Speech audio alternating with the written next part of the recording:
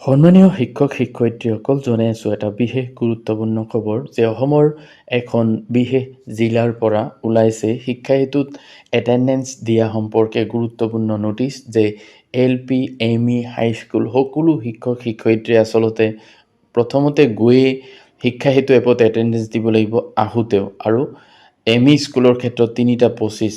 তো এই নিৰ্দেশনাখনত আৰু কি লিখিছে, কি শাস্তিমূলক ব্যৱস্থা গ্ৰহণ কৰিব, সবিশেষ আপোনালোকে চাবলৈ ভিডিঅ'টো শেষলৈকে চাই যাব। এইটো চাব পাৰিছে কি লিখা আছে। 2026-27 শিক্ষাবৰ্ষৰ বাবে ৰাজ্যিক শৈক্ষিক গৱেষণা আৰু প্ৰশিক্ষণ পৰিষদ HCERT অসমে প্ৰস্তুত কৰা একাডেমিক কেলেণ্ডাৰ আৰু অসম চৰকাৰৰ বিদ্যালয় শিক্ষা বিভাগে জাৰি কৰা নিৰ্দেশনা অনুসৰি এই জিলাৰ অন্তৰ্গত বিদ্যালয়সমূহত কৰ্মৰত সকলো শিক্ষক আৰু কৰ্মচাৰীৰ আগমন আৰু প্ৰস্থানৰ সময়সূচী তলত দিয়া ধৰণে নিৰ্ধাৰণ কৰা হৈছে। সকলো শিক্ষক আৰু বিদ্যালয় কৰ্মচাৰীক তলৰ নিৰ্দেশনাসমূহ কঠোৰভাৱে মানি চলিবলৈ নিৰ্দেশ দিয়া হৈছে।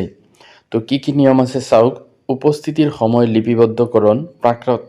প্ৰাক প্ৰাথমিক আৰু নিম্ন প্ৰাথমিক আৰু উচ্চ প্ৰাথমিক বিদ্যালয়ৰ সকলো শিক্ষক আৰু কৰ্মচাৰীয়ে প্ৰতিটো কৰ্ম দিৱসত পুৱা 9 বজাৰ ভিতৰত নিজৰ বিদ্যালয়ত উপস্থিত থাকিব লাগিব। উপস্থিতি বাধ্যতামূলকভাৱে পুৱা 9:10 ভিতৰত শিক্ষা হেতু পৰ্টেলত লিপিবদ্ধ কৰিব লাগিব।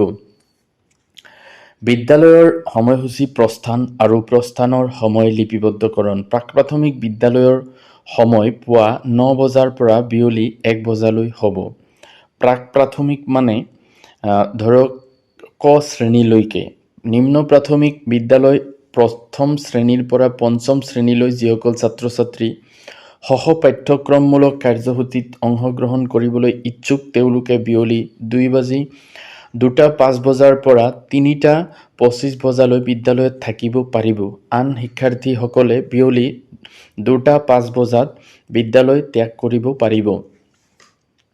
এই সময়ছোৱাত শিক্ষকসকলে শিক্ষাৰ্থীসকলৰ পাঠ্যক্ৰমমূলক কাৰ্যকলাপত অংশগ্ৰহণ তদাৰক আৰু মূল্যায়ন কৰিব লাগিব আৰু শিক্ষাৰ্থীসকলৰ সামগ্ৰিক বিকাশ আৰু অগ্ৰগতি সন্দৰ্ভত অভিভাৱক অভিভাৱিকাৰ সৈতে আলোচনা কৰিব লাগিব। সেই অনুসৰি সকলো শিক্ষক আৰু কৰ্মচাৰীয়ে বিয়লি 3:25 বজালৈ বিদ্যালয়ত উপস্থিত থাকিব লাগিব আৰু শিক্ষা হেতু পৰ্টেলত নিজৰ প্ৰস্থানৰ সময় লিপিবদ্ধ কৰিব লাগিব। প্ৰস্থানৰ সময় লিপিবদ্ধ নকৰিলে তাক কৰ্তব্যস্থলৰ পৰা অনুমতি নোহোৱাকৈ আগতীয়াকৈ প্ৰস্থান কৰা বুলি গণ্য কৰা হ'ব। উচ্চ প্ৰাথমিক বিদ্যালয়ৰ সময় পুৱা 9 বজাৰ পৰা বিয়লি 3:25 বজালৈ হ'ব। নিৰীক্ষণ আৰু শাস্তিমূলক ব্যৱস্থা। শিক্ষা হেতু পৰ্টেলৰ জৰিয়তে সকলো কৰ্মচাৰীৰ উপস্থিতি আৰু প্ৰস্থানৰ সময় জিলা পৰ্যায়ত নিৰীক্ষণ কৰা হ'ব। কোনো ধৰণৰ বিচ্যুতি, অনিয়ম বা ত্ৰুটি ধৰা পৰিলে সংশ্লিষ্ট কৰ্মচাৰীক কাৰণ দৰ্শোৱা জাননী জাৰি কৰা হ'ব। দাখিল কৰা ব্যাখ্যা অসন্তোষজনক বুলি বিবেচিত হ'লে বিদ্যমান চৰকাৰী সেৱা নিয়ম অনুসৰি কঠোৰ শাস্তিমূলক ব্যৱস্থা গ্ৰহণ কৰা হ'ব।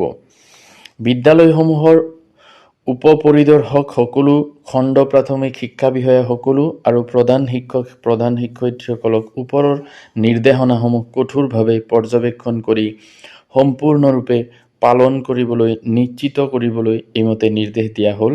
বিভূতিচৰণ বৰুৱা, জিলা প্ৰাথমিক শিক্ষা বিষয়া, নগাঁও, অসম। তো এইটো আছিলে নগাঁও জিলাৰ জিলা প্ৰাথমিক শিক্ষা বিষয়াৰ ফালৰ পৰা বা DUৰ ফালৰ পৰা নিৰ্দেশ দিয়া এটা আদেশ যে শিক্ষক শিক্ষয়িত্ৰীসকলে পুৱা গৈ পেলাই শিক্ষা হেতু এপত উপস্থিতি দিব লাগিব। আকৌ যেতিয়া ছুটি হ'ব, বিশেষকৈ LP স্কুলৰ ক্ষেত্ৰত 2:05 বজাত অৰ্থাৎ, আৰু উচ্চ প্ৰাথমিক বা ME স্কুলত 3:25 বজাত তেওঁলোকে আউট টাইম দিব লাগিব। যদি আউট টাইম নিদিয়ে তেতিয়া সেইদিনা সেই শিক্ষক শিক্ষয়িত্ৰীসকলক অনুমতি নোহোৱাকৈ স্কুলৰ পৰা গুচি অহা বুলি তেওঁলোকে ধৰিব।